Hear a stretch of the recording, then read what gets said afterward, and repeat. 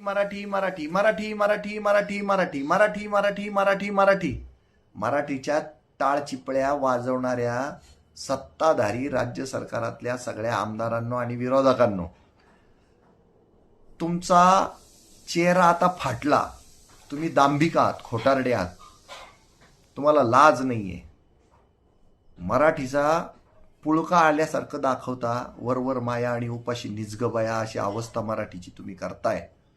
एकीकडे मराठीची आंदोलनं करता आणि तिकडे 1800 मराठी शाळा बंद करण्याची बोंब मारता. लाजा वाटू द्या, लाजा. मराठीतच शिकणार होती ना ती 1800 शाळांमधली मुलं, मराठीच शिकणार होती ना. काय बाता मारता, काय खोटं बोलता. आणि लोक वेडी नाही राहिली. तुम्ही ज्ञानाची कवाडं जरी हळूहळू हळूहळू किलकिली करत उघडले ना, तरी आता ज्ञानाची कवाडं लोकांनी बळजबरी लोटून उघडून घेतले आणि ज्ञानार्जन करून घेतलं. त्याच्यातनं लोकांना कॉमन सेन्स कळला.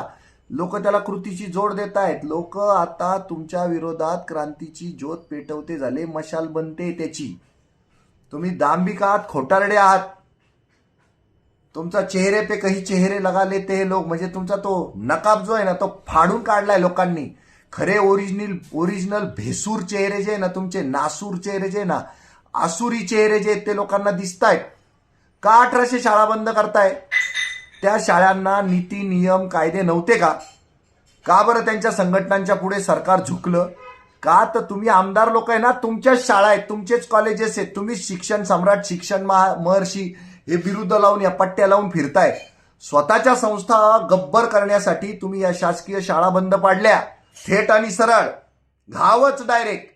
तुम्हीच ते नालायक आहात. 288 लोक तुमच्या स्वतःच्या शैक्षणिक संस्था आहेत आणि त्या माध्यमातनं तुम्ही ह्या सगळ्या खाजगी शाळा वर आणल्या आणि सरकारी शाळा बंद पाडल्या. लोकांच्या डोक्यात भुसा भरला तुम्ही की सरकारी शाळांमध्ये काही शिक्षण मिळत नाही. आजूबाजूला सगळ्या संस्थांच्या शाळा बनवल्या. आदिवासी आश्रम शाळा सुद्धा तुम्ही खाजगी संस्थांना दिल्या. का बरं सरकारी शाळा बिना भ्रष्टाचाराच्या सक्षमपणे तुम्ही चालवू शकले नाही? हा तुमचा नालायकपणा आहे, हा तुमचा नाकर्तेपणा आहे. त्याच्यामुळे मराठीवर ही वेळ आली. पहिल्यांदी जर तुमच्या पार्श्वभागात दम असेल ना, तर 1800 शाळा बंद करण्याची ती घोषणा मागे घ्या आणि सगळ्या सक्षमपणे चालवून दाखवा. द्या शिक्षकाच्या नोकऱ्या सगळ्यांना. खूप पगार झाले असतील तर काही प्रमाणात कमी करा, पण शिक्षक भरती करा आणि बेरोजगारी हटवा. लोकांना ज्ञानदानाची कवाडं उघडी करून द्या. मूर्खपणा बंद करा.